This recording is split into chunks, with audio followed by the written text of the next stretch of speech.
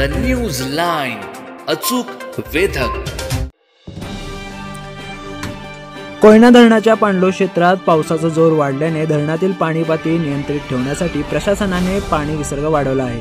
आज मंगळवार दिनांक 19 ऑगस्ट 2025 रोजी दुपारी 3 वाजता धरणाचे 6 वक्र दरवाजे 9 फुटावरून 11 फुटापर्यंत उघडण्यात येत असून याद्वारे तब्बल 78,400 क्युसेक पाणी कोयना नदीपात्रात सोडले जाणार आहे।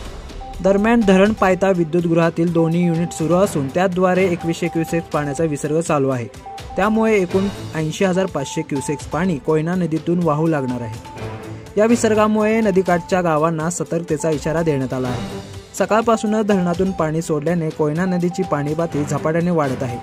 कराड शहरातील कृष्णामाई घाटांच्या पायऱ्याला पाणी पोचले असून काल झालेल्या कृष्णामाई यात्रेनिमित्त घाटावर ठेवलेली खेळणी आणि साहित्य पाण्याखाली गेले आहे। नागरिकांनी नदीकाठावर जाणे टाळावे तसेच प्रशासनाकडून दिलेल्या सूचनांचे पालन करावे असे आवाहन करण्यात आले आहे। द न्यूज लाईन साठी अमोल टकलेसह सुहास कांबे, कराड।